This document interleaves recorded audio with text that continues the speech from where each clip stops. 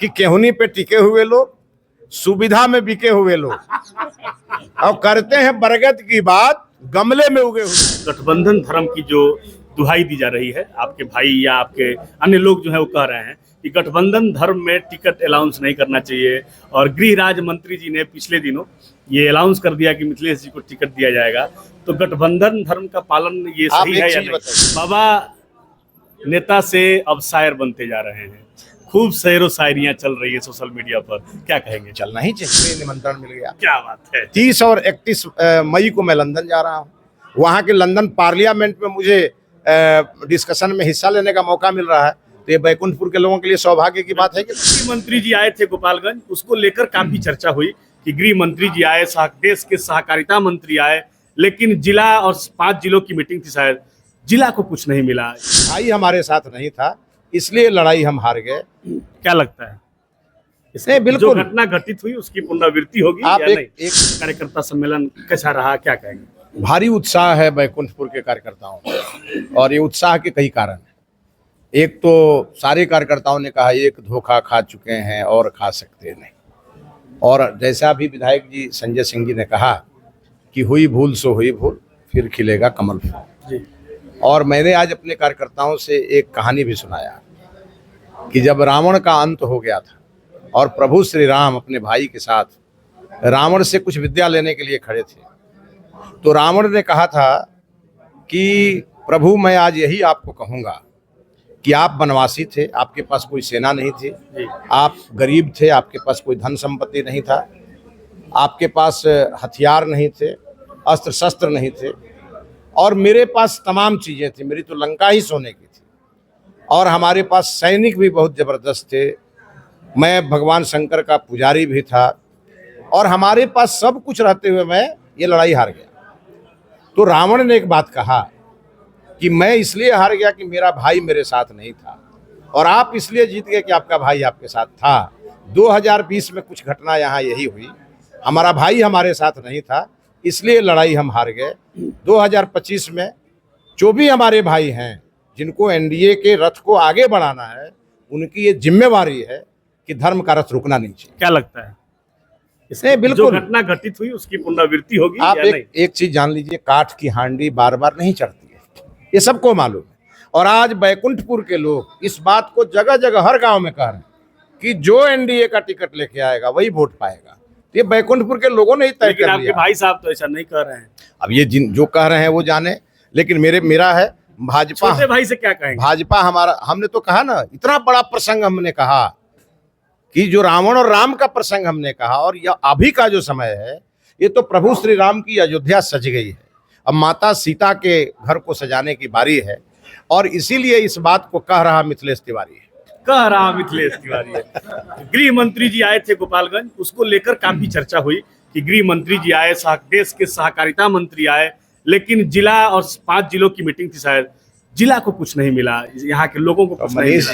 जी आप एक चीज बताइए, गृह मंत्री जी बिहार की सरकार को देके जाएंगे कि सीधे जनता को देके जाएंगे? सहकारिता मंत्री भी है। अरे भाई, तो बिहार सरकार को देके गए हैं, और उसके लिए पटना में बैठक हो चुकी है। इसकी घोषणा यहाँ मंच से नहीं हुई। नहीं, वो इस मंच से वो घोषणा करने भी नहीं आए थे। वो आए थे पटना के बापू सभागार में, और सहकारिता विभाग का एक बड़ा कार्यक्रम हुआ, और वहां उन्होंने बिहार के लिए सौगात की बरसात करके गए, और मोदी जी ने तो देश के खजाना का गेट ही बिहार के लिए खोल दिया है।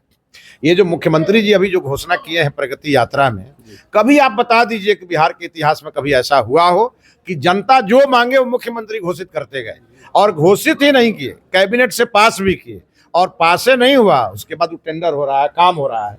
तो मोदी जी ने साफ कहा है कि अयोध्या सज गई, अब बिहार की बारी है ना। और सीता माता के लिए इस बार हम लोग संकल्पित हैं, माता सीता के नैहर बिहार को सजाएंगे।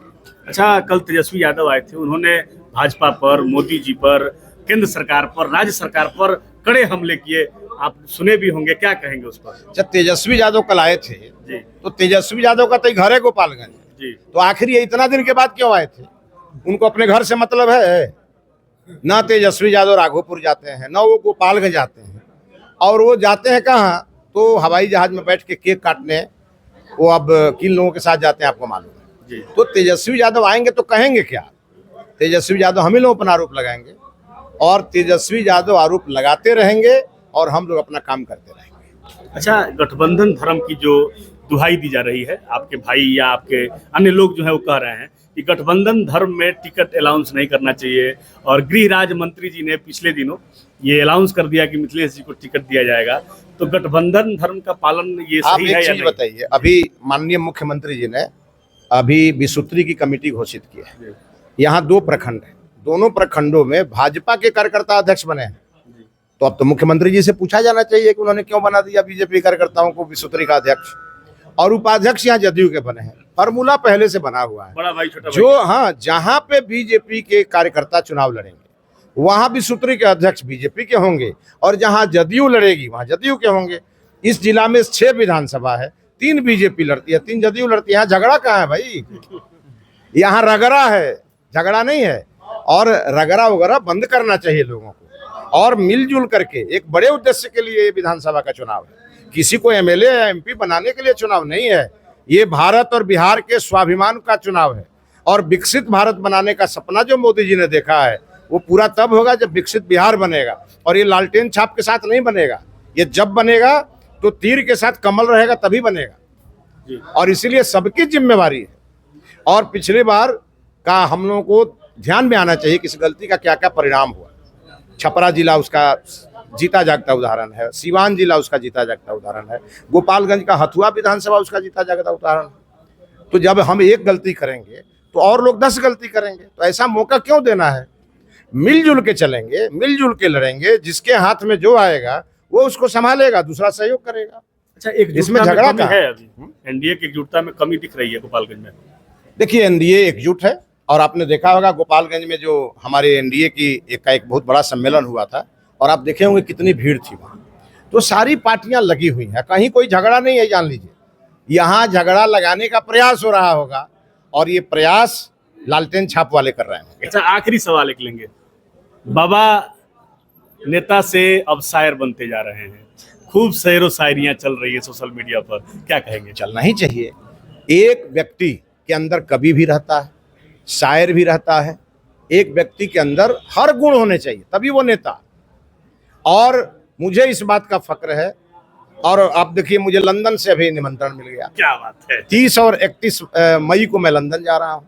वहाँ के लंदन पार्लियामेंट में मुझे डिस्कशन में हिस्सा लेने का मौका मिल रहा है। तो ये बैकुंठपुर के लोगों के लिए सौभाग्य की बात है कि नहीं? बिल्कुल। वो जो लेटर आया मैं आपको अभी भेज देता हूँ व्हाट्सएप पर, देख लीजिएगा। मिथिलेश बाबा चले लंदन। जाएंगे लंदन तो क्यों जाएंगे, घूमने नहीं जाएंगे। वहां पे विहान बिहार का कार्यक्रम है। बिहार के वैसे लोग जो देश और दुनिया में अपना पहचान बनाए हैं, उन लोगों का 2 दिनों का एक बड़ा सम्मेलन है, और उसमें मुझे चुना गया है। तो ये तो फक्र की बात है। लेकिन एकाएक शेरो शायरी शुरू हो गया है, इस पर कुछ नहीं कहेंगे? शेरो शायरी एकाएक शुरू नहीं होता है। अब मैंने लिखा कांग्रेस पार्टी के लिए कि केहुनी पे टिके हुए लोग, सुविधा में बिके हुए लोग, और करते हैं बरगद की बात गमले में उगे हुए लोग। ये कांग्रेस पार्टी के आजकल नया प्रभारी बिहार में आ गए हैं। कांग्रेस पार्टी ने अखिलेश बाबू को हटा दिया और एक दूसरे बाबू को बना दिया। अब कांग्रेस पार्टी भी सपना देख रही है बिहार में सरकार बनाने का, और एक दिन सपना देखती है सरकार बनाने का, दूसरे दिन कहती है तेजस्वी यादव हमारे नेता। तो मैंने लिखा कांग्रेस पार्टी के अधिकांश नेताओं को आप देखे होंगे, और वो जब बैठते हैं बैठक में तो एक ऐसे करके और बड़ा मसनद लगा के बैठते। चलो, तो मैंने जब उनका पुराना सीताराम केसरी जी के जमाने को मैंने याद किया, तो मैंने उनके बारे में 2 लाइन लिख दिया, और लिखा तो सच लगा। इतना लोगों ने उसको सराहा। अब कोई दूसरा आदमी अपने बारे में सोच ले तो मैं क्या करूं? इशारों को अगर समझो राज को राज रहने दो। तो हमारे साथ मिथिलेश तिवारी जी थे, लालगंज से माननीय विधायक जी थे। बाकी इस वीडियो के बारे में आपकी क्या प्रतिक्रिया है, व्यक्त करिएगा। धन्यवाद।